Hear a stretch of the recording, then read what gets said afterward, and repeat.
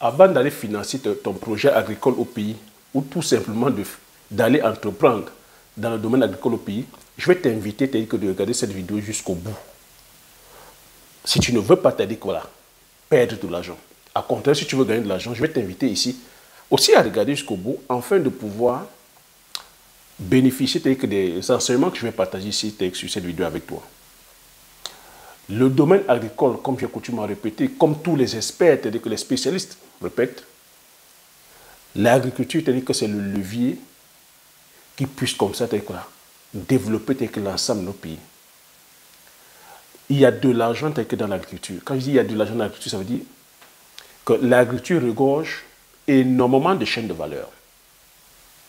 Pour celui aujourd'hui qui est stratège, pour celui qui veut se faire de l'argent, pour celui qui est visionnaire, pour celui qui veut venir comme ça impacter, contribuer, lutter contre le chômage, lutter contre l'insuffisance alimentaire, pour la personne qui veut venir avec patriotisme, avec l'intelligence, c'est-à-dire voilà, économique,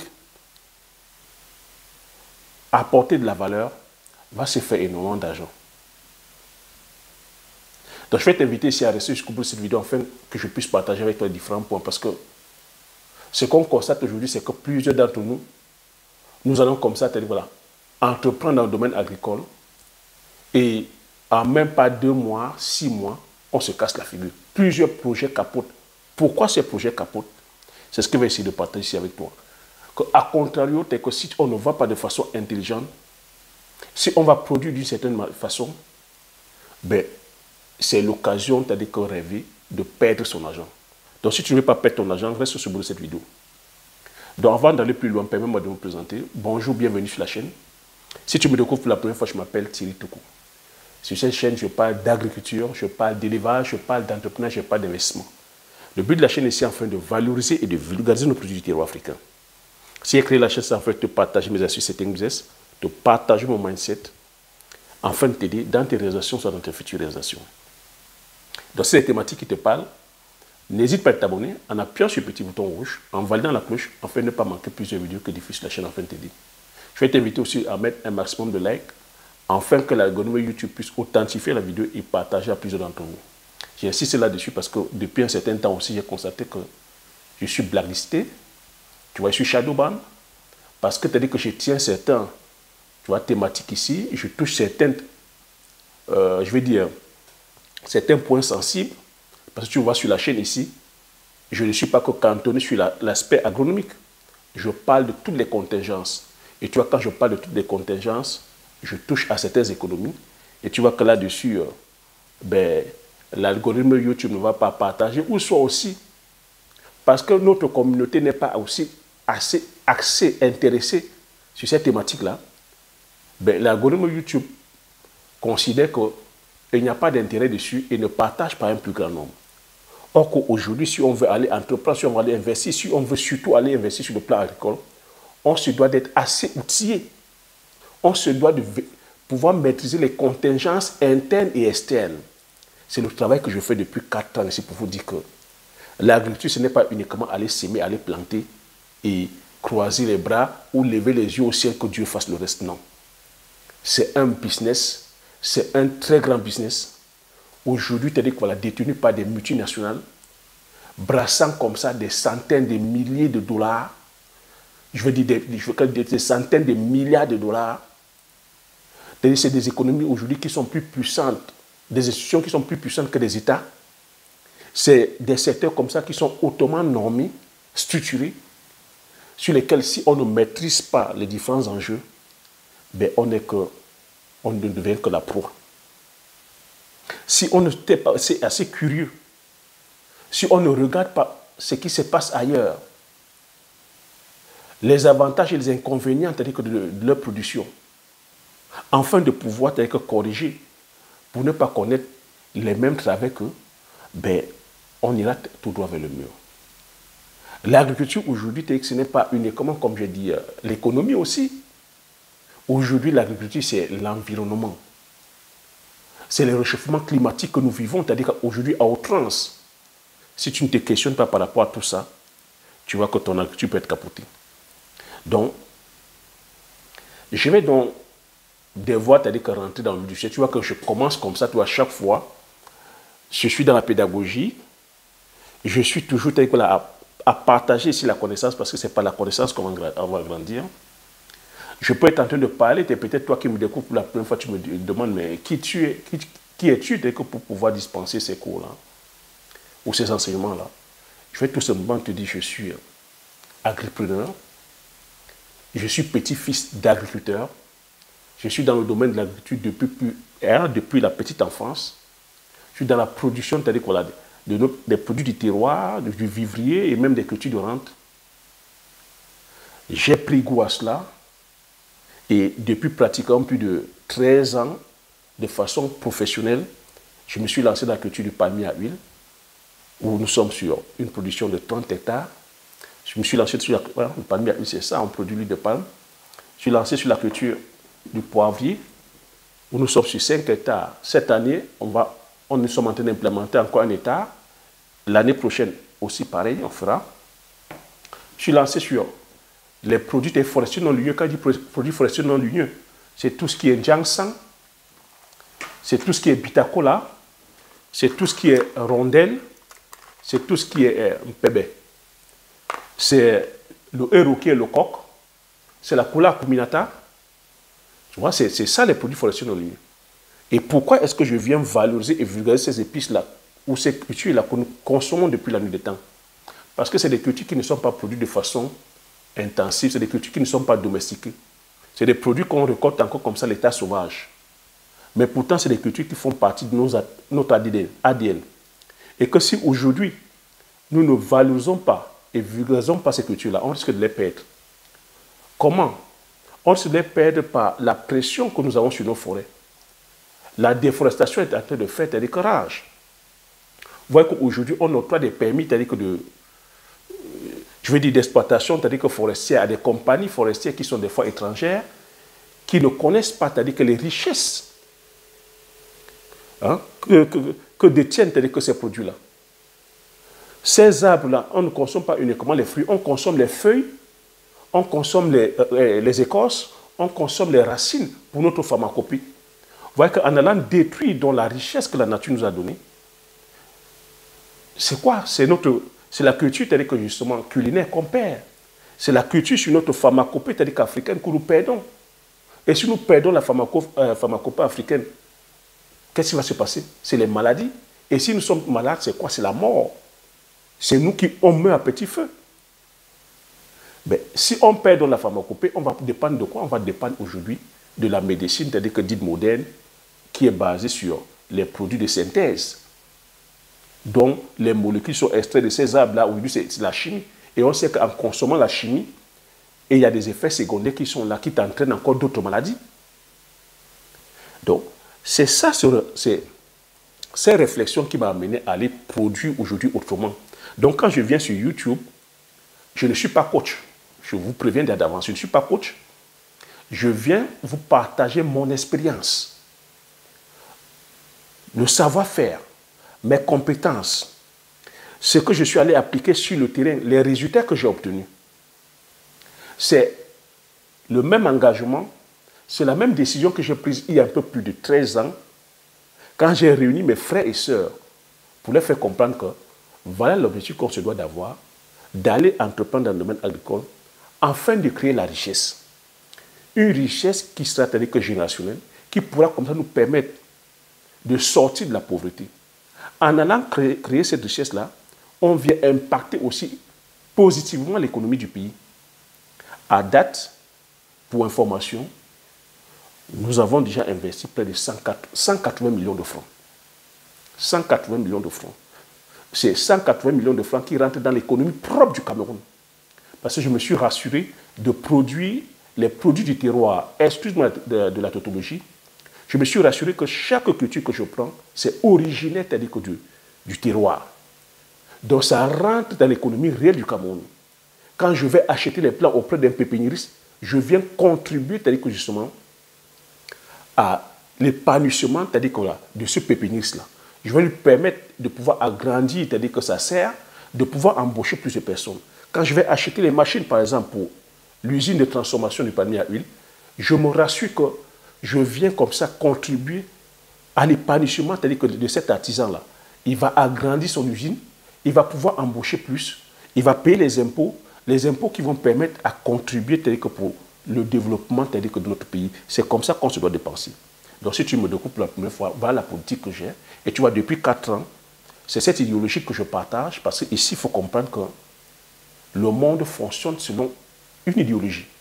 L'idéologie dominante aujourd'hui, c'est le capitalisme. Et le capitalisme, ici, aujourd'hui, il faut comprendre que c'est produire plus et faire beaucoup plus de profit. Le capitalisme, c'est avoir accès à la propriété et à plus de gains. Donc, si tu n'as pas compris ça, ben, tu peux aller comme ça, commencer à surfer, c'est-à-dire que naviguer à vue en pensant que tout le monde est ton ami et que les gens te doivent quelque chose. Moi, je pense que c'est pour ça que nous, en Afrique, on pense encore que les gens nous doivent des choses, qu'on se doit d'être dans la lamentation, on se doit d'être dans le avec, on doit commander. Non. C'est pour ça que tu me vois ici, je fais des analyses froides en te faisant comprendre que aller entreprendre ou investir, c'est-à-dire qu'en Afrique, ça va demander d'être assez, c'est-à-dire que lucide, d'être dans du pratico-pratique, d'être dans du concret, de ne pas aller avec les émotions, de ne pas penser que c'est en balançant les slogans, c'est en détestant les autres qu'on va se développer. Non. C'est de comprendre comment en face eux ils fonctionnent. Quels sont les points forts, quels sont les points faibles. C'est en étant avec eux, c'est en les pénétrant, permets-moi d'utiliser ce terme-là. C'est en comprenant comment eux ils fonctionnent. Donc ça veut dire ici qu'on se doit d'avoir une diaspora curieuse qui va fuiner, qui va voir comment tu as dit que le business fonctionne en Occident, qui va voir comment l'agriculture fonctionne en Occident, qui voit comment l'élevage fonctionne, les points forts et les points faibles, afin de pouvoir faire la synthèse et venir implémenter un système propre à nous en Afrique, matchant avec nos réalités. Moi, je prends toujours assez de temps pour pouvoir partager avec vous parce que moi, c'est le constat que j'ai fait, c'est l'analyse que j'ai faite avant d'aller entreprendre en Afrique. Mes spéculations, je ne les ai pas choisies au hasard. Donc, si tu ne veux pas perdre ton argent aujourd'hui, il faudrait comprendre que l'agriculture, c'est une science. L'agriculture, c'est, comme j'ai dit, c'est un grand marché. Un marché qui pèse aujourd'hui des centaines de milliards de dollars. Et un marché aujourd'hui où les pionniers, ici en Occident, ont compris que l'agriculture aujourd'hui, c'est un gros business. Et ils sont comme ça sur les différents pans. Que ce soit la semence, parce que tu ne peux pas aller faire l'agriculture sans la semence. Tu vois, aujourd'hui en Occident, ils ont dit qu'aujourd'hui, des industries, des compagnies comme ça, c'est-à-dire voilà, sémencières, qui détiennent 95% des semences mondiales. Donc, quand on dit détenir 95% des semences mondiales, ça veut dire que des semences que la nature nous a données de façon généreuse, naturelle, eux, ils ont pris ces semences-là au nom de la productivité, au nom du rendement.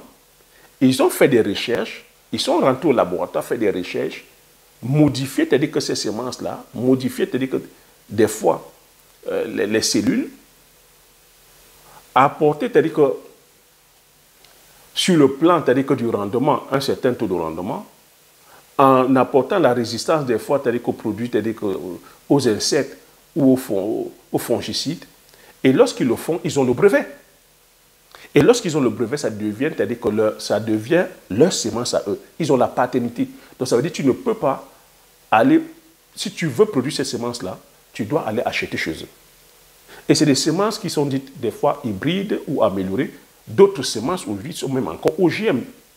Ils ont poussé le vice encore plus loin, OGM, donc des semences aujourd'hui dites OGM, donc organismes génétiquement modifiés. Donc dans une semence comme ça, dans une graine comme ceci, comme celle-là, tu peux retrouver des molécules, d'autres molécules, même d'animaux, dans une graine. Si l'animal avait une résistance, ces cellules ont une résistance sur un germe ou sur, je ne sais pas moi, un microbe, on va mettre ça dans la graine. pour que la graine soit résistante à cette GM-là. Mais sauf que cette graine-là, elle est consommable. Aujourd'hui, la science ne nous rassure pas.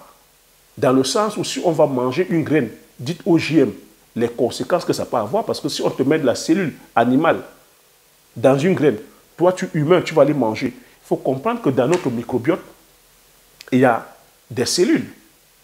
Et il y a des microbes. Il y a des bons microbes et des mauvais microbes. Donc tu imagines donc si ce microbe-là, la graine que tu as mangée, parce qu'on a mis un microbe, une cellule qui puisse être résistante à un germe dans le sol, si tu vas consommer ça, et qu'à l'intérieur de toi, que ça va muter, tu vois le désordre que ça crée. Donc ça fait qu'aujourd'hui, les semences OGM sont interdites dans l'Union européenne, sont interdites dans plusieurs pays. Les semences OGM sont beaucoup plus consommées aux États-Unis, dans certains pays en Argentine, un peu tandis qu'en Afrique du Sud. Donc c'est des enjeux comme ça que tu dois maîtriser. Si tu ne sais pas ça, tu peux aller comme ça, aller acheter ces semences-là et venir plutôt créer d'autres pathologies. Donc tu vois, c'est des semences généralement que tu ne peux pas reconduire. Donc comprendre aujourd'hui que l'agriculture, la base de l'agriculture, c'est la semence. Si tu n'as pas la bonne semence, tu vas capoter. Ta production ne sera pas meilleure.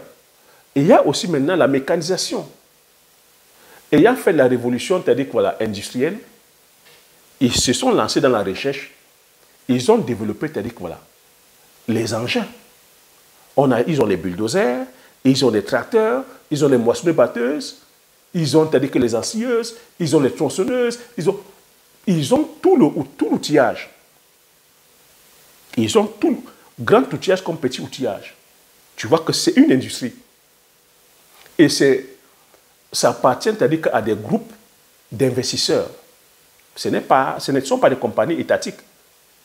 C'est des groupes d'investisseurs, c'est des multimilliardaires. Donc tu vois qu'eux là-dessus, et c'est purement capitaliste, ils sont là pour faire du profit.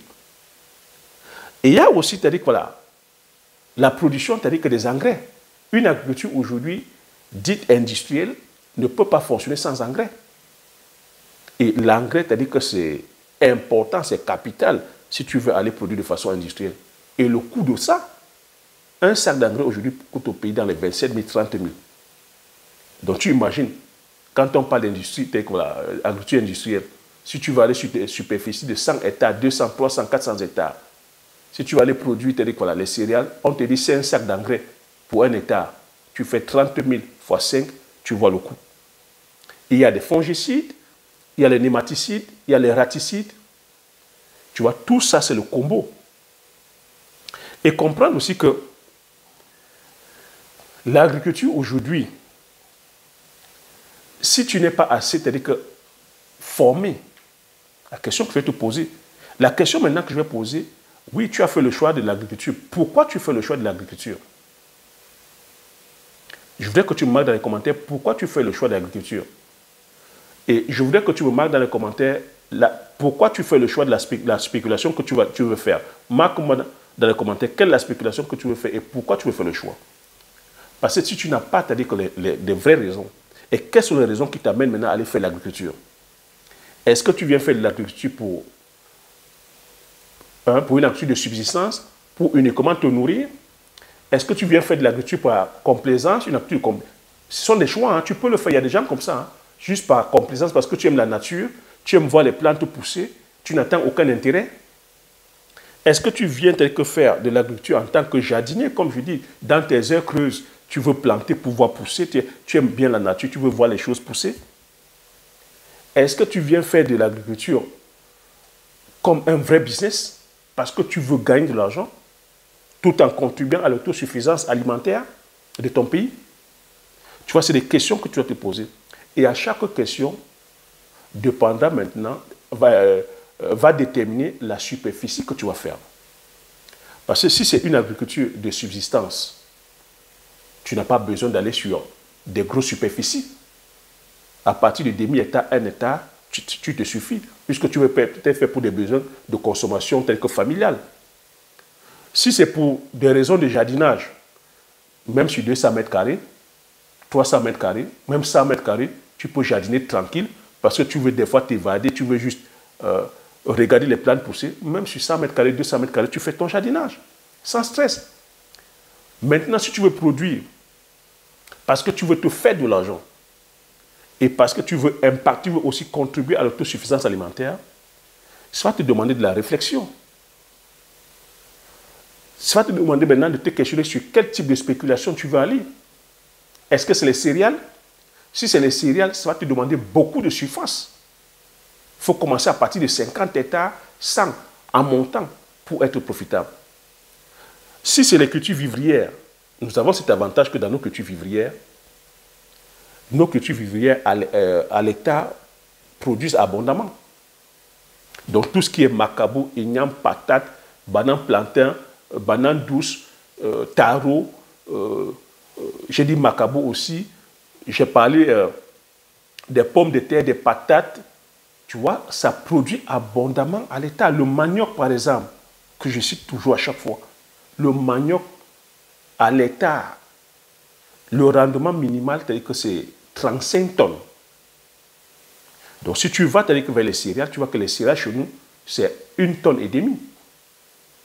Donc si tu veux nourrir la population, le choix serait fait d'aller vers les cultures du terroir comme le manioc, par exemple, qui est à 35 tonnes.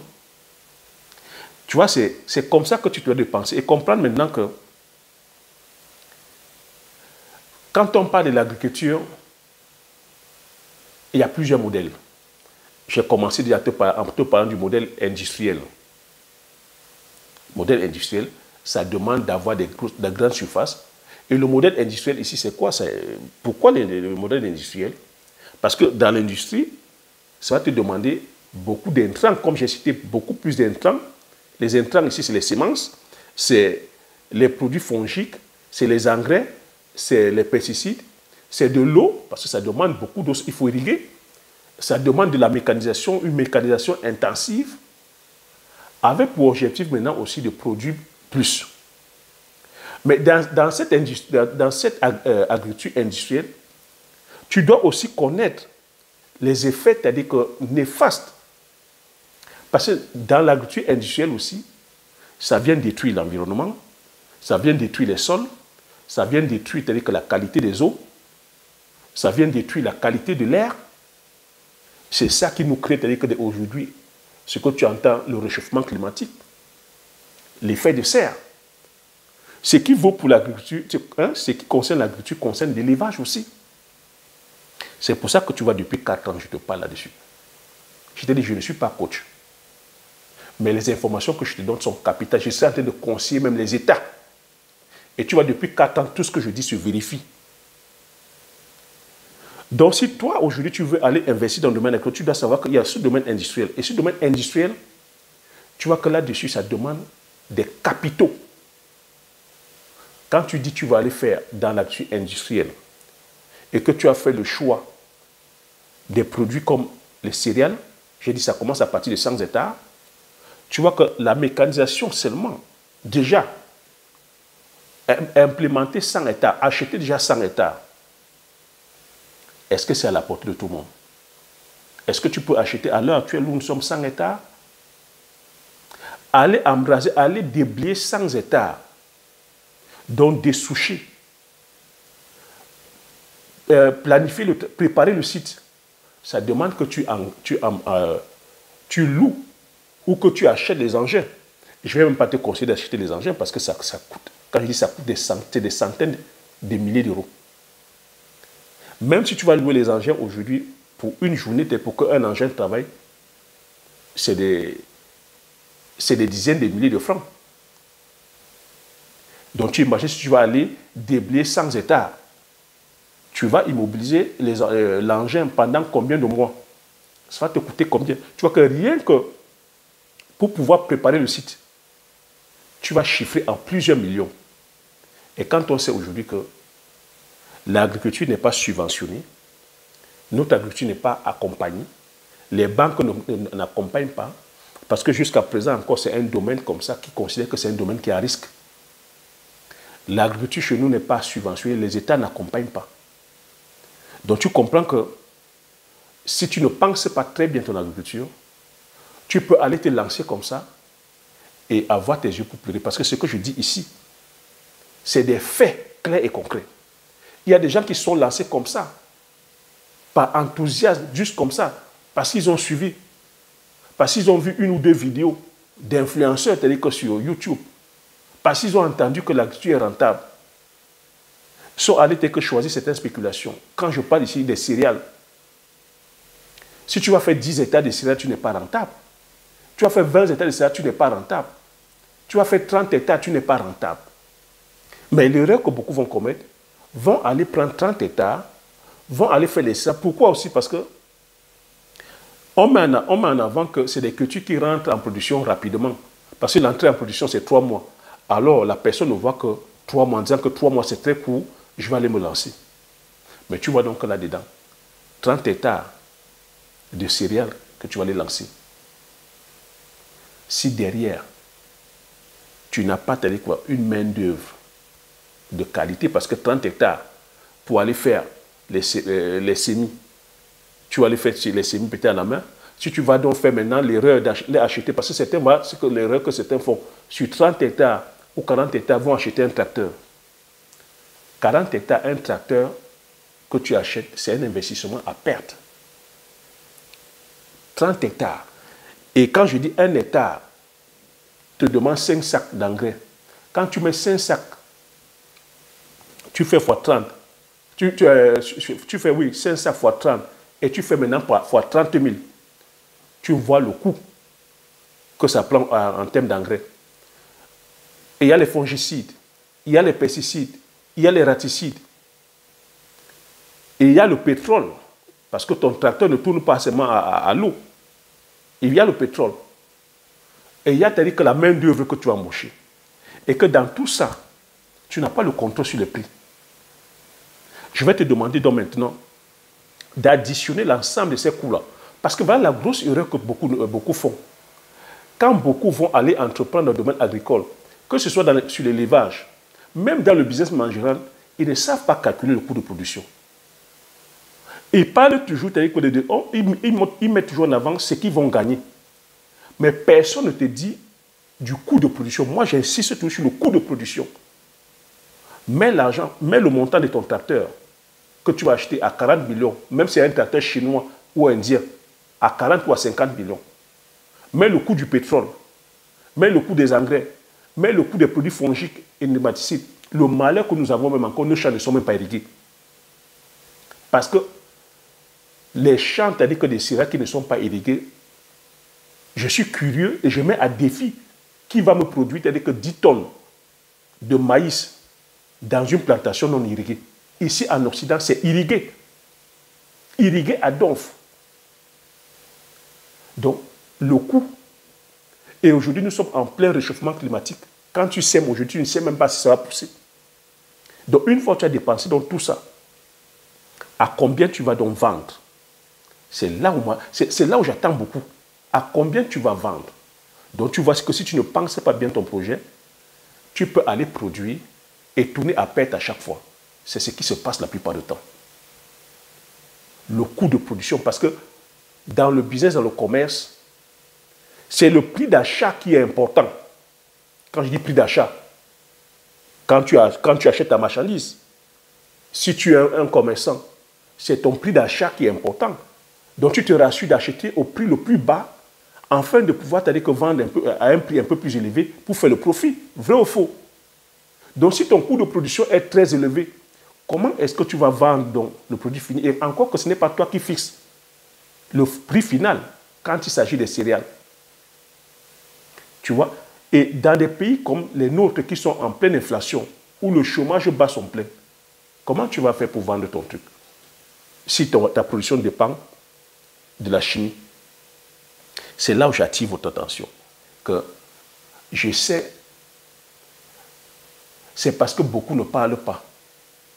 Beaucoup de producteurs n'ont pas la visibilité que nous avons. Moi, j'ai pris tel que ce courage de venir partager avec vous. Mais c'est un travail qui est énorme. Les informations que je donne ici, c'est des formations.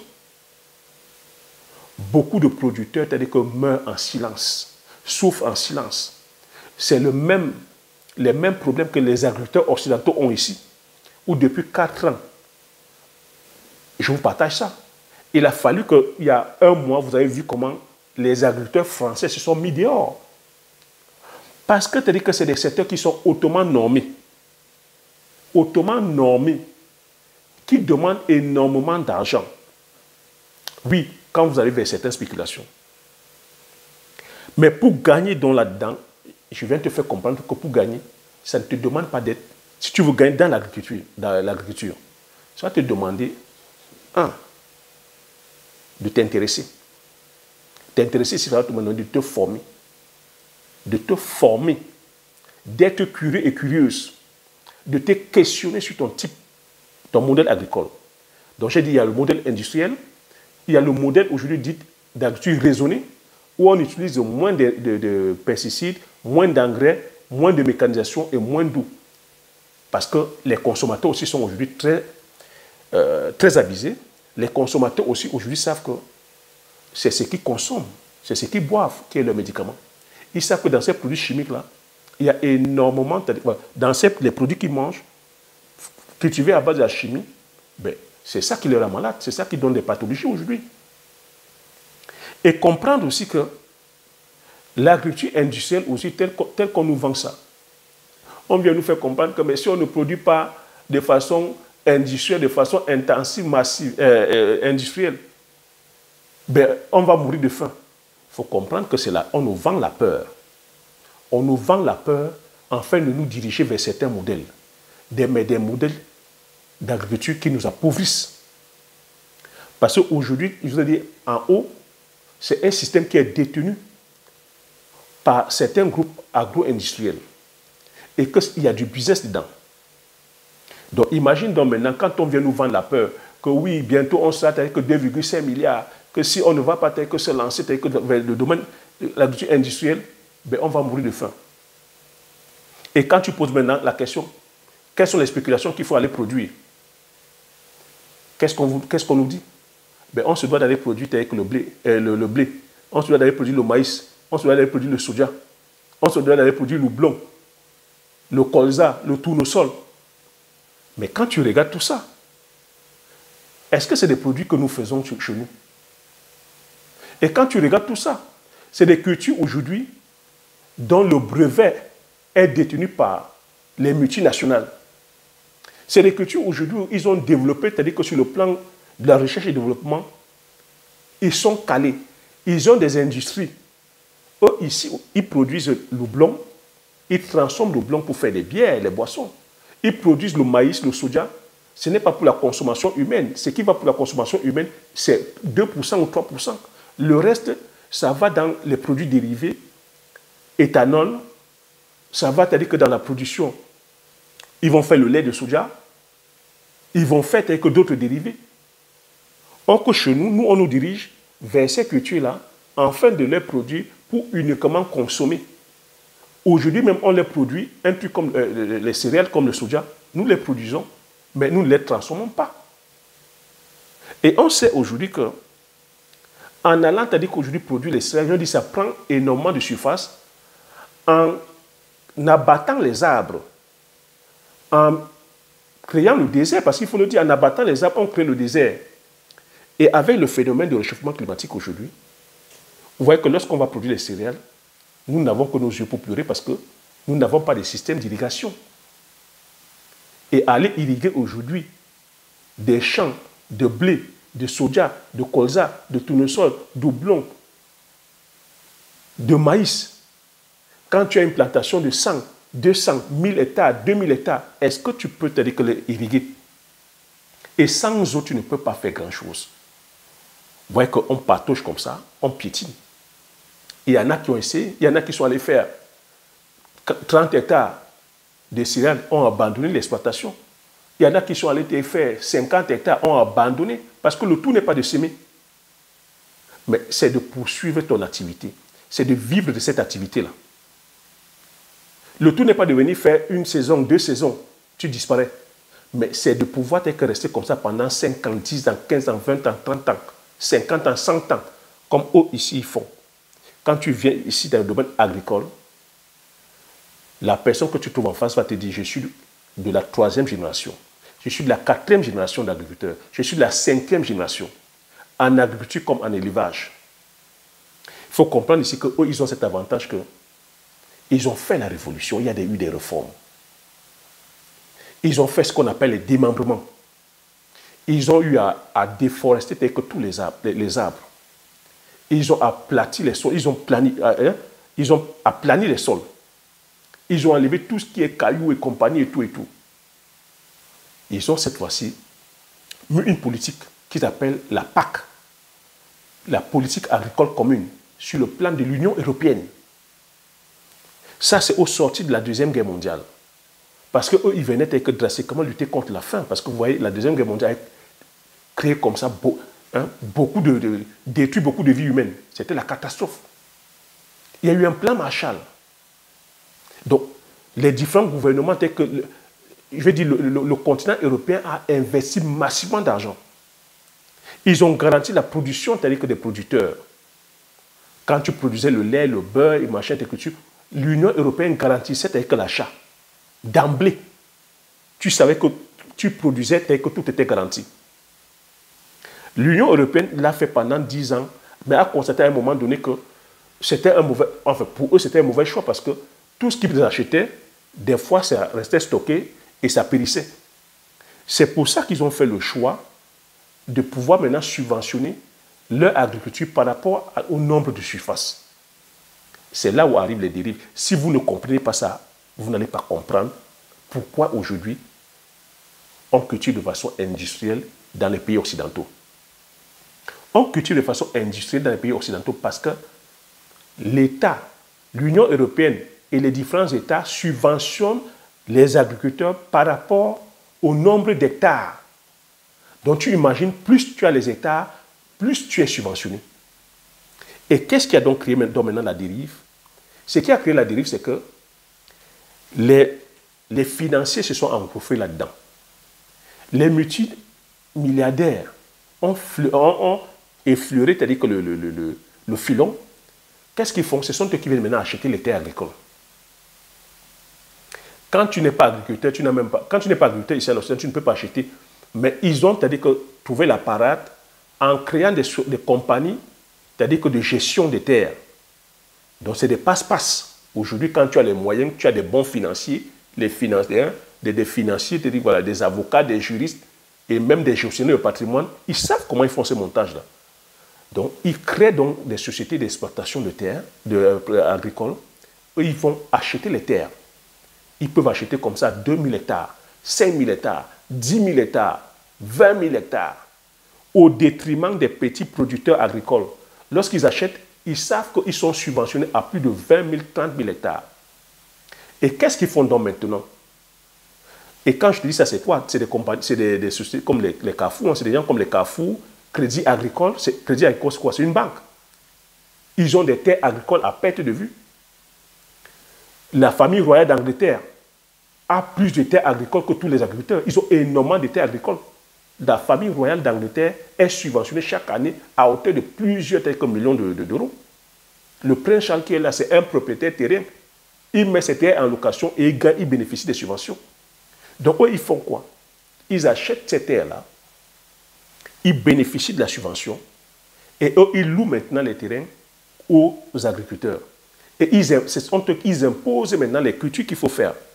Ils imposent les cultures, c'est-à-dire que tu vois, saisonnières, dont les céréales, le maïs, c'est-à-dire que le blé, le houblon, des cultures de saison. Alors que quand on va bien regarder, ce ne sont pas les cultures qui sont rentables ici, là, en Occident. C'est pour ça que quand tu vois, ils grèvent, les personnes qui grèvent les plus, c'est ceux qui produisent les céréales. Les producteurs de céréales, quand on fait les calculs par mois, certains ne se font même pas de salaire. Quand ils calculent dans le coût de production, parce que pour commencer, une exploitation agricole ici, c'est avec, il ne faut pas moins d'1 million d'euros. C'est pour ça que je vous dis toujours le coût de production. Dites-moi votre coût de production et comment vous allez vendre le produit final. Les céréaliers ici, certains ne se font même pas. Certains sont là des fois, ils sont au RSA. Certains ont 700 euros. Ceux qui gagnent ici, c'est les arboriculteurs. Les arboriculteurs ont dans les 2000, se font des salaires mensuels de 2500. Ce sont les maraîchers. 2500. Ceux qui gagnent plus, c'est ceux qui sont dans la vigne. Ceux qui sont dans la vigne, donc ceux qui font les raisins et qui transforment et qui font leur vin. Eux, ce sont eux qui gagnent. Je te prends tout l'exemple ici de la Romanée-Conti. Il est sur demi-hectare, il vend des bouteilles de vin à plus de 15 000 euros. Quand tu vas maintenant vers Bordeaux, tu vois tous ces vins classiques, les Pétrus. Tu vois que tous les châteaux Margaux, les châteaux que Longchamp, les châteaux, tous ces grands crus classiques, où la bouteille s'arrache à 1 000 euros, 5 000 euros. Ce sont eux qui se font de la plus-value.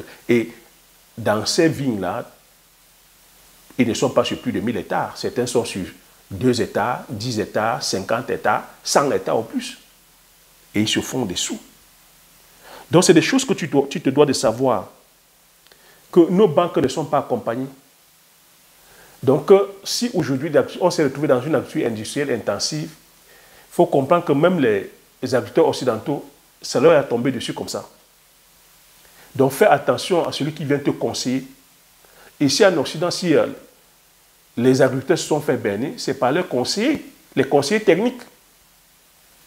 Les conseillers techniques sont les commerciaux des compagnies, c'est-à-dire industrielles, des semences, de la mécanisation, des produits chimiques et fongiques. Ce sont eux qui viennent conseiller les agriculteurs. Mais eux, ils viennent conseiller. L'agriculteur va penser que c'est son conseiller technique. Il est là pour son bien. Mais or que le conseiller technique, lui, il est là, il se fait son beurre. Il est un agent commercial, il a des commissions. Je ne sais pas si tu comprends un peu le game. Donc, tu vas te retrouver en train d'acheter de l'engrais. Ton conseiller technique, quand je dis conseiller technique ici, c'est un peu comme nos ingénieurs agronomes. Ils n'ont pas de plantation. Ils ne sont que là des commerciaux à venir, c'est-à-dire que vendre les semences, vendre les produits phytosanitaires, vendre les engrais aux paysans. Ils ne sont pas là pour accompagner les paysans, pour leur parler de la terre, de la structure de la terre, pour leur faire comprendre qu'ils n'ont pas besoin de la chimie. Ils ont plutôt besoin aujourd'hui d'être en accord avec la biodiversité, de travailler dans un sol, avec un sol vivant. Un sol vivant ici, c'est quoi? C'est un sol qui est riche en humus, riche en matière organique, riche en tout ce qui est micro et macro-organismes. C'est de savoir, c'est-à-dire que comment faire l'association de cultures. C'est de maîtriser, c'est-à-dire que l'environnement, c'est de maîtriser la qualité de l'eau. Éviter des produits chimiques afin de pouvoir, c'est-à-dire avoir une eau de qualité. Et surtout que dans nos différents pays, nous consommons encore les eaux, c'est-à-dire que les eaux des ruisseaux, les eaux, c'est-à-dire que des différentes rivières et des différents marigots. Donc tu te rends donc compte que si derrière ça, ton ingénieur agronome, ton technicien n'est pas capable de pouvoir t'expliquer clairement les différentes molécules qu'il y a dans tes produits chimiques, les produits que tu pompes. Toi, tu vas pomper. Non seulement tu ne sais pas déchiffrer ces molécules qui sont dangereuses, dangereuses pour ta santé, tu ne sais pas protéger, parce que si tu dis que c'est dangereux, tu auras peur, tu ne vas pas l'utiliser. Et toi, comme tu ne connais pas la dangerosité, tu vas pomper sans protection. Voilà comment tu détruis ta santé. Tu vas pomper, tu vas aller détruire la microfaune et la macrofaune au sol. Tu vas aussi aller polluer la nappe phréatique en profondeur, polluer dans différents cours d'eau, parce que lorsqu'il pleut là, ça va tomber, ça va ruisseler, la pluie, l'eau va lessiver les produits chimiques, et ces produits chimiques vont aller se retrouver dans les cours d'eau. Donc tu vois, si tu ne maîtrises donc pas ça, voilà comment tu vas te retrouver en train de perdre ton argent, détruire ta santé, et qui au final, cette agriculture industrielle ne va pas te profiter. A contrario, tu as une agriculture qu'on appelle aussi la permaculture. La permaculture, c'est cette agriculture qui te permet aujourd'hui de pouvoir imiter la nature. Que sur une petite surface, tu produis abondamment. Et le rôle de ça, c'est que rien ne se perd, tout se transforme. Comment sur une petite surface, tu peux produire abondamment?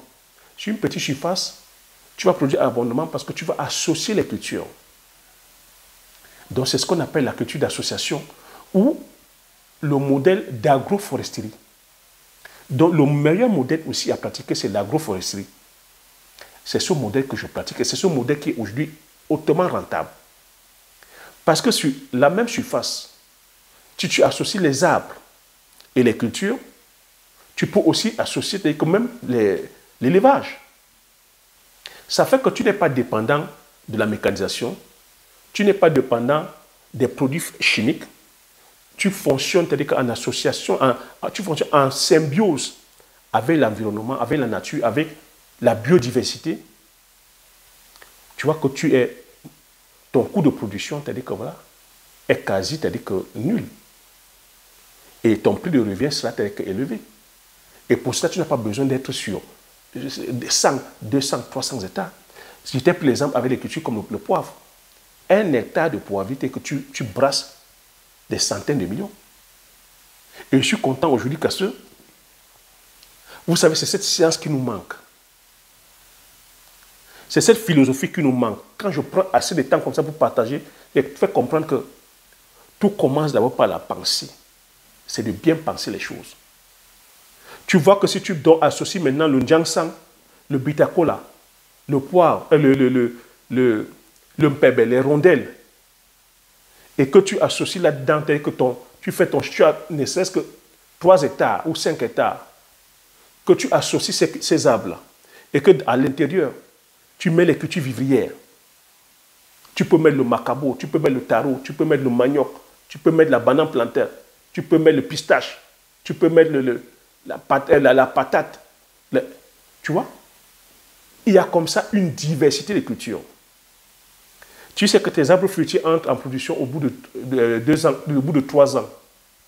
Les arbres fruitiers aujourd'hui, voilà, on a des techniques de marcottage et de greffage qui réduisent l'entrée en production.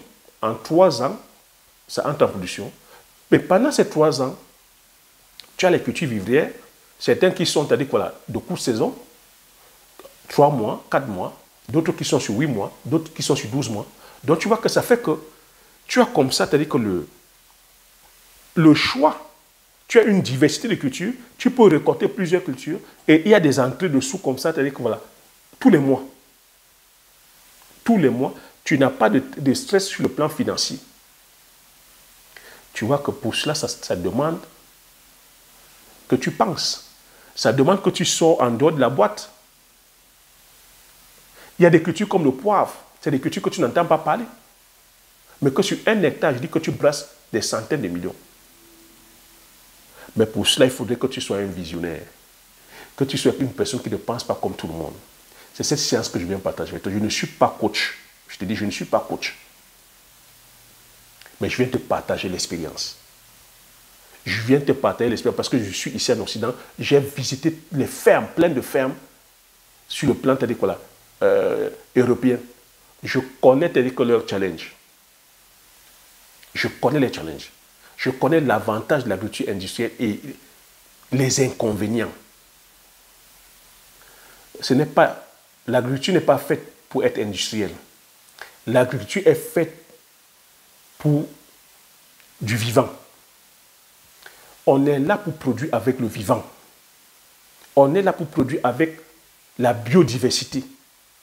Or que lorsque tu vas vers l'agriculture industrielle, tu détruis la biodiversité. Et c'est cette biodiversité qui te donne la productivité. Et que lorsque tu vas vers l'agriculture industrielle, elle n'est pas faite pour nourrir. Il faut comprendre, elle n'est pas faite pour nourrir l'humain. Elle est faite aujourd'hui parce que c'est une matière première comme tout le reste. Elle est faite pour aller faire d'autres produits dérivés. Je te dis, à base de la matière première agricole, on peut faire l'énergie. On peut produire l'énergie. On peut produire les biocarburants. On peut produire, voilà, de la provence, les aliments pour animaux.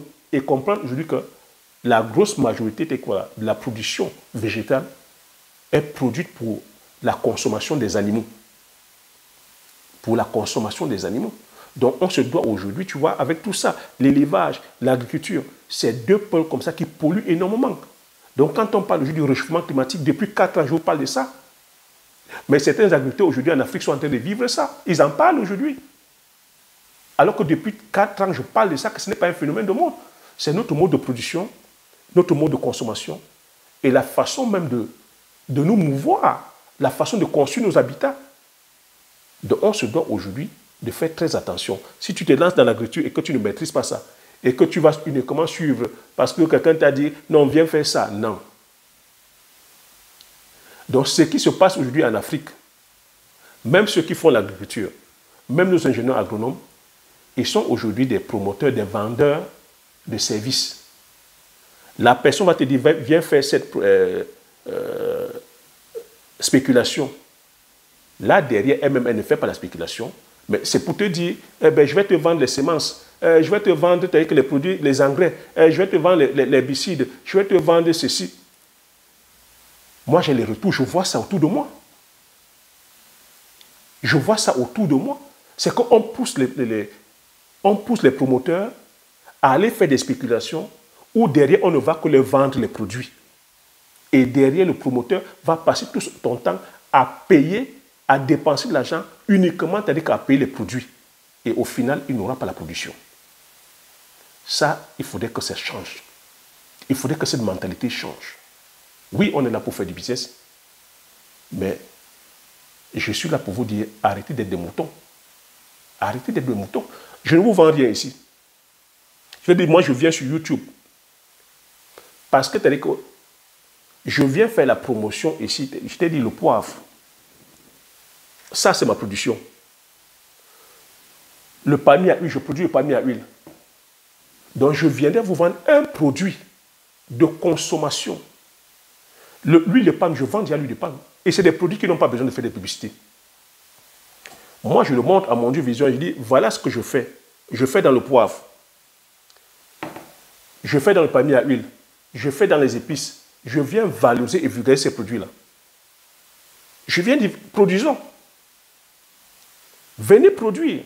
Ma fierté aujourd'hui, c'est de savoir que en 3 ou en 4 ans, j'ai permis à plusieurs d'entre vous de commencer à réfléchir autrement. Beaucoup sont allés faire, c'est-à-dire que sont en train de faire le manioc. Beaucoup sont en train de faire des bananes plantains. Beaucoup se lancent dans les arbres fruitiers. Ça permet aux pépiniers de travailler. Beaucoup se lancent aujourd'hui, sont en train de s'intéresser à la culture du poivrier. Ma fierté au-delà de l'argent, ce n'est pas l'argent. En 2021, n'oubliez pas, j'ai failli mourir. Mais je le fais aujourd'hui parce que je laisse une trace. Ce qui manque dans notre communauté, c'est que nous sommes des suiveurs. Il y a un peu plus de 4 ans, on disait que c'est la tomate, le piment. On disait le poulet de chair. Je suis venu vous dire non. Pensez autrement. Commençons à faire l'élevage de poules locales. Commençons à faire l'élevage de fosses, les vers blancs.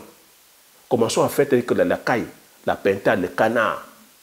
Vous avez vu que il faut juste un peu de curiosité, il faut juste un peu de courage. Plusieurs d'entre vous êtes en train de le faire. Beaucoup sont aussi en train de venir faire le poivre. Parce qu'ils ont entendu le gain là-dedans. Parce qu'ils ont entendu le gain. Vous voyez que c'est l'information. Les gens ne sont pas informés. Les gens sont dans le suivisme, dans les cases. Maintenant qu'ils ont entendu le gain, la rentabilité qu'il y a là-dedans, ils s'intéressent au poivre.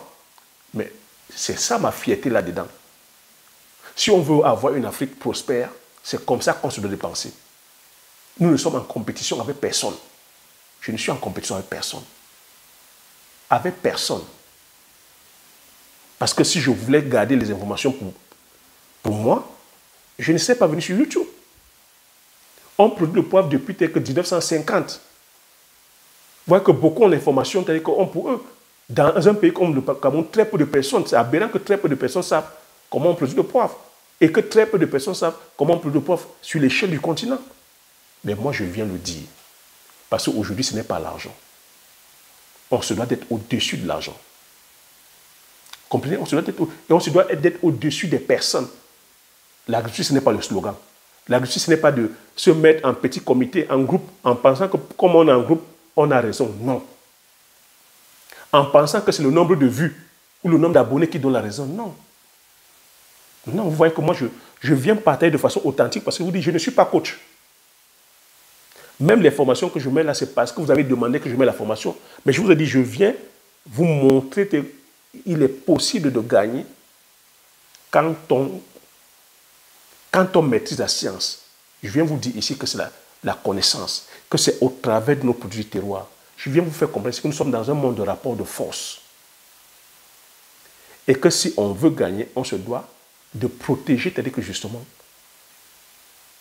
nos produits du terroir, de valoriser et de vulgariser nos produits du terroir. C'est de créer des richesses endogènes. De créer des richesses endogènes. Parce que dans un monde de rapport de force, on n'est pas là pour nous faire des cadeaux. On se doit aujourd'hui de développer, c'est-à-dire que justement, le terroir, le savoir-faire, en créant, c'est-à-dire qu'aujourd'hui, des normes. Parce que dans un monde aujourd'hui dit globalisé, il y a des normes. On ne peut pas aujourd'hui, nous, en Afrique, là, prétendre aller produire selon les normes occidentales, aller faire une agriculture industrielle. On meurt dans le film. Celui qui veut aujourd'hui aller produire de façon industrielle, je sais comment la personne va finir. Parce que ce que les agriculteurs occidentaux vivent ici, c'est l'excès de normes. Ils sont aujourd'hui devenus des bureaucrates au lieu d'être des agriculteurs. Ils passent le temps à remplir la paperasse au lieu d'être sur les champs. Et chaque papier que tu ne remplis pas, c'est des sanctions. Et chaque norme qui arrive, c'est des coûts supplémentaires dans ton coût de production. Vous pensez que nous sommes capables de le faire? Ils peinent alors qu'ils ont une agriculture qui est subventionnée. On subventionne l'agriculture. Mais même jusque-là, ils peinent. Et nous ne sommes pas subventionnés. On n'a aucun accompagnement. Tu veux te lever parce que tu vas brandir la poitrine, dire que j'ai 200 hectares, j'ai 300 hectares. De quelle production? Qui va t'accompagner? Il y a invasion de criquets et que les criquets viennent bouffer tous tes céréales, tous tes plants. Qui t'accompagne? Il y a la sécheresse, comme là maintenant il ne pleut pas et que tu n'as pas de production. Qui va t'accompagner? Qui sait même que tu existes? Il y a aujourd'hui des problèmes fongiques. Même le fait que tu achètes des semences dites améliorées et que tu n'as pas l'argent pour mettre les engrais et que tu n'as pas le bon rendement, comment tu vas avoir ton prix de revient? Aujourd'hui, même la mécanisation, on te donne le tracteur, comment tu vas payer le pétrole quand nous ne sommes même pas autonomes, quand on n'a pas la souveraineté sur le pétrole? Comment tu vas être autonome? Tu vas les produire de façon industrielle. Comment tu vas pouvoir transformer si tu n'es pas autonome sur le plan de l'énergie? Nous n'avons pas l'autonomie sur le plan énergétique. Comment tu vas transformer? Comment? Moi, je te le dis parce que j'ai une usine. On a l'usine, on a l'électricité qui est au village, mais qui est à tâtons, on n'a pas le triphasé. Sans triphasé, tu vas faire quoi? Sans triphasé, tu vas faire quoi? Et bien qu'on ait même de l'électricité, ça joue au loto, ça joue au clignotant. On reste des fois 1 mois, 2 mois sans électricité. Comment tu vas faire tourner une usine? Ça demande de penser les choses. On ne va pas se lancer comme ça. Donc tu vois que l'agriculture, tu peux avoir de l'argent et finir même pauvre dedans. Parce que le plan à l'agriculture, ce n'est pas une question d'argent. Je peux répéter, aller investir entreprendre dans le domaine agricole, ce n'est pas une question d'argent. C'est une question, c'est-à-dire ici, de connaissance. C'est une question de stratégie, de géostratégie, de géoéconomie. C'est une question de vision sur le long terme. De vision sur le long terme. On ne peut pas aujourd'hui, tu ne peux pas aujourd'hui dire que tu vas aller te lancer sur le plan industriel, mais on n'a même pas la souveraineté sur le plan de la sécurité. Tu vas aller faire 2000 hectares. Tu ne sais pas que tu achètes 2000 hectares. Sur les 2000 hectares même que tu vas acheter, les riverains seront contents quand tu vas venir prendre. Quand tu vas vouloir venir t'installer, même c'est les mêmes personnes qui vont venir te combattre. On a la justice. Tu viens prendre 2000 hectares, tu vends bien le projet, que tu vas venir les embaucher. Il y aura ceci, il y aura cela. Ils boivent bien, ils mangent bien. Au moment où tu veux venir t'installer, on te dit non, négatif. C'est le bien de la communauté. Tu viens te dire que laisse pouler leur terre. Eux, ils vont vivre comment? Tu n'arrives même pas à t'établir. Tu peux même t'établir. Et quand il va falloir récolter, tu ne récoltes même pas. Ils passent le temps à venir voler. Tout ça, c'est des choses, tu vois, que si tu n'as pas bien pris en amont, si tu n'as pas bien étudié le terrain, que tu viens comme ça, que j'ai de l'argent, je viens me lancer, mais tu meurs dans le film. Tu meurs dans le film. Donc tu vois que ici, ça demande vraiment de bien analyser, comprendre que on ne gagne pas de l'argent par rapport à la superficie. On gagne de l'argent parce qu'on vient répondre à un besoin clair et concret.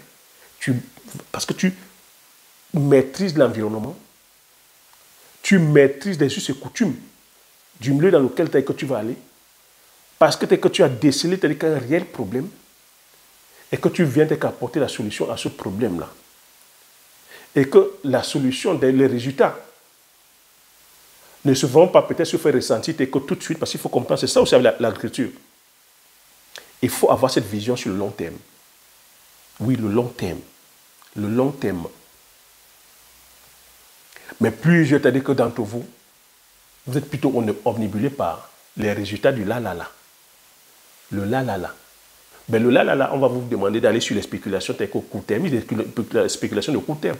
Mais si vous ne maîtrisez pas les contingences, nous ne produisons pas les semences, qu'est-ce qui te garantit la qualité de la semence? Rien, c'est le loto. Un coup, la semence est bonne, ça te donne. 2 coups, ce n'est pas bon, tu froides ta campagne. Donc, tu vois, quand je parle ici, tu vois que je brosse plusieurs contingences. Donc, ça veut dire qu'aujourd'hui, on se doit d'aller de façon pensée, commencer à travailler sur tous ces pôles-là. Les semences, la mécanisation, le sol, la qualité des sols, l'autonomie sur l'énergie, les infrastructures. Parce que les routes, on te donne 200 hectares aujourd'hui. S'il n'y a pas de route, ça va te servir à quoi? Ça va te servir à grand-chose. L'industrie. Dans cette industrie-là, il faudrait qu'on développe des écoles technologiques, qu'on puisse fabriquer nous-mêmes, c'est-à-dire quoi? Le petit outillage, qu'on puisse acquérir l'expertise sur la fabrication des engins, qu'on ait des usines, les chaînes de montage de tracteurs, qu'on sache comment transformer nos matières premières, minières. Bref, il faut une révolution, quoi. Les autres ont fait la révolution. Nous, on ne peut pas se lever comme ça, on vient faire l'agriculture industrielle. Non. Tu n'as pas remarqué que dans nos différents pays en Afrique, c'est les Occidentaux, c'est les étrangers qui font l'agriculture industrielle. Pourquoi? Parce qu'ils viennent avec des portefeuilles à hauteur de plusieurs centaines de milliards. Parce que ce sont des investisseurs. Mais nous, tu ne peux pas te lever seul. Venir dire que tu viens faire l'agriculture industrielle. Et je répète encore sur certaines spéculations. Je dis encore sur les céréales, les spéculations dont les compagnies industrielles occidentales détiennent la paternité des semences. Tu meurs dans le film. Tu ne peux pas survivre. Même Aliko Dangote a compris ça. Dangote a voulu faire la tomate la première fois seul. Il s'est cassé la gueule. Il a compris que non. Ce n'est pas ça le game. Il travaille pour les autres. Lui-même, il a commencé maintenant à aller produire lui-même ses semences. Tu vois qu'il fabrique ses engrais. Il a les moyens. Il a associé les petits producteurs. Il finance les petits producteurs à taux zéro. Il accorde des prêts à taux zéro. Il leur donne des semences et il donne de l'engrais. Les producteurs produisent donc les produits vivriers et viennent lui vendre. Et c'est comme ça qu'il achète et il fait tourner son usine. C'est comme ça qu'on peut faire pour travailler. Et l'agriculture, c'est le secteur aujourd'hui qui puisse sortir énormément de personnes au chômage. Aliko Dangote a fait ses calculs. Ce n'est pas bien qu'on ait des ressources minières, bien qu'on ait le pétrole, ce n'est pas en mettant les raffineries qu'on va désengorger le chômage. Non. Aliko Dangote a fait un calcul. Il a investi plus de 18 milliards de dollars dans la raffinerie, dans sa raffinerie de pétrole. Lorsqu'il fallait implémenter, il a embauché plus de 13 000 personnes en emploi direct et indirect, mais il a dit en emploi direct, il ne va qu'embaucher, il n'y aura que 3 000 personnes qui vont travailler dedans, pour un investissement de plus de 18 milliards. A contrario, il a investi 3 milliards de dollars dans l'agriculture, mais il fait travailler plus de 52 000 personnes. Est-ce que tu comprends? Le projet, c'est-à-dire que de raffinerie de M. Aliko Dangote, qui est l'une des raffineries les plus grande au monde ne va embaucher que 3000 personnes en emploi direct, il n'y aura que 3000 personnes en emploi direct, sur un coût d'investissement de plus de 18 milliards. A contrario, il a dépensé 3 milliards dans le secteur agricole. Tu sais qu'il est dans la tomate, il est dans le riz, il est dans le domaine agricole. 3 milliards. Mais avec ces 3 milliards, d'investissements, il embauche, il fait travailler 52 000 personnes. 52 000. Est-ce que tu vois la puissance du secteur agricole? Donc imagine donc comme ça, si nous avons comme ça plusieurs Aliko Dangote avec ce même mindset, mais on arrête le chômage. On n'a plus les jeunes qui vont aller traverser la Méditerranée pour vouloir aller chercher des dorados. Et je te rappelle que la philosophie d'Aliko Dangote, il n'investit qu'en Afrique. Il n'investit qu'en Afrique. Il préfère faire le transfert des technologies, mais investir en Afrique parce qu'il a compris que c'est comme ça que ça fonctionne. C'est ça le game. C'est ça le game. Dans un monde de rapport de force, tu te dois, c'est-à-dire que de créer toi-même ta richesse. Parce que si tu es éparpillé, que tu vas prendre plutôt qu'ailleurs, à tout moment, on peut te stopper. Mais il a compris, il est très bien placé pour comprendre ça. N'oublie pas qu'il a commencé comme commerçant. Il a commencé comme commerçant. Quand tu fais le commerce et que tu vas importer les sacs de riz, ce n'est pas toi qui produis ça. Mais du jour au lendemain, on peut mettre l'embargo et c'est fini. L'argent fiduciaire, tu auras de l'argent. Mais l'argent se dévalue. Ce même argent que tu as, ce n'est pas nous qui avons les banques. Ce sont eux qui ont les banques commerciales. Et même les banques d'affaires. Et même les banques d'affaires, nous ne les avons pas. Le jour où ils sont en conflit, en désaccord avec nos différents pays ou avec le continent, ils gèlent les comptes. Mais vous n'avez pas encore vu ça ou pas? Ils gèlent les comptes, c'est des choses qu'on voit. Qu'est-ce qui s'est passé au Mali? Qu'est-ce qui s'est passé au Niger? Ils ont bloqué les frontières, plus de vivres. Ils ont gelé les comptes, ils ont bloqué les comptes. Posez la question aux hommes d'affaires du Niger. Quand on te gèle tes comptes, tu fais quoi? Toi qui étais là, importateur de riz, importateur de maïs, importateur de soja, importateur de sucre, importateur de poissons, importateur de tous les vivres de première consommation. Bien sûr que tu étais multimilliardaire. Mais quand on ferme les frontières, tu fais comment? Quand on te gèle tes comptes, tu commerces comment? C'est comme ça qu'on paralyse un pays.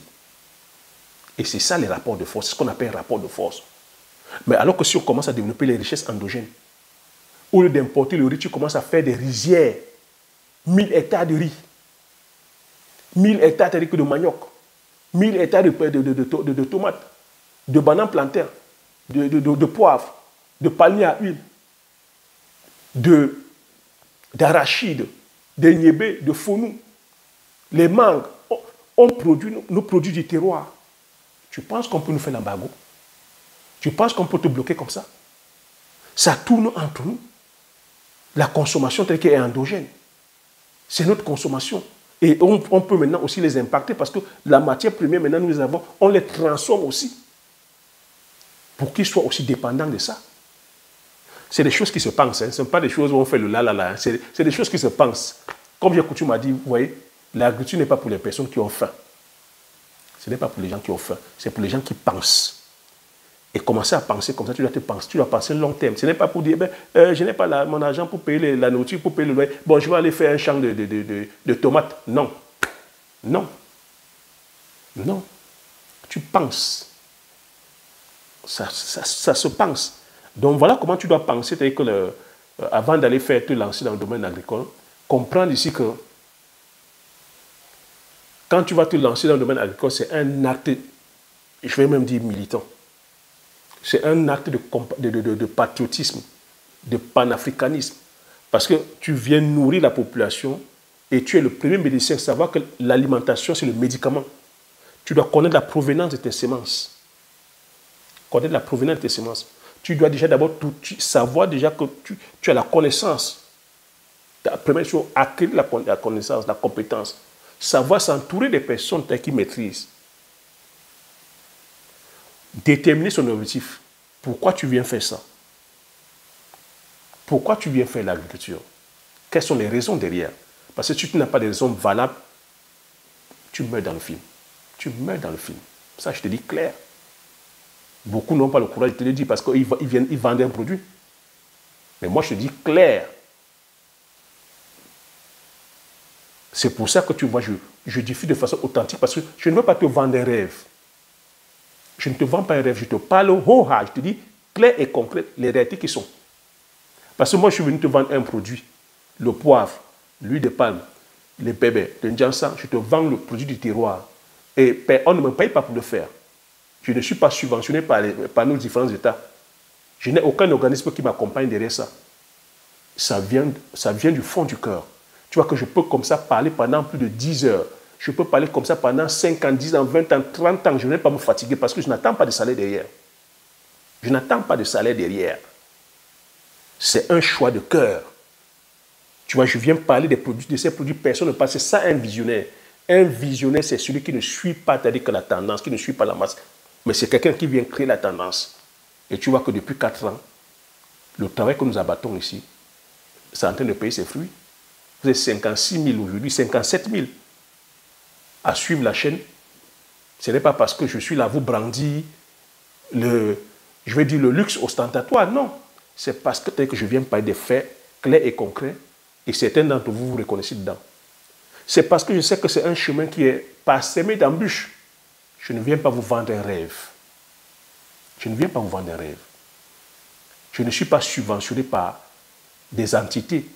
Parce qu'il faut comprendre aujourd'hui que ces compagnies sémencières, ces compagnies de la mécanisation, des produits, ceux qui vendent les produits chimiques, mais aujourd'hui, comme je vous ai dit, ils sont plus puissants que les États. Ils financent même certains États pour la recherche, parce que les États sont aujourd'hui faibles. Ils financent les États pour la recherche. Ils financent certains chercheurs. Ce qui fait que les chercheurs sont aujourd'hui à la botte de ces compagnies-là. Ils financent les agronomes. Vous voyez que les agronomes viennent faire la publicité des différents produits et matériels. Comment toi, l'agriculteur, qui fait confiance à ton technicien, qui fait confiance à ton conseiller technique, qui fait confiance à ton ingénieur agronome. Si ton ingénieur agronome aujourd'hui, comme on dit, il est en conflit d'intérêts, parce qu'au lieu d'être là à te conseiller, il est là en même temps, il est plutôt là en train de servir les intérêts des grands groupes industriels. Donc au lieu de venir te dire que non, sur ce truc-là, il ne faut pas ce produit-là, tu peux produire comme ça de façon naturelle, il va te dire non, mets ce produit-là, non, prends plutôt cette semence-là, non, prends plutôt cet outillage-là, prends plutôt cette mécanisation-là. Parce qu'il est en conflit d'intérêts, il est subventionné, il est payé, il faut le dire, par certains organismes.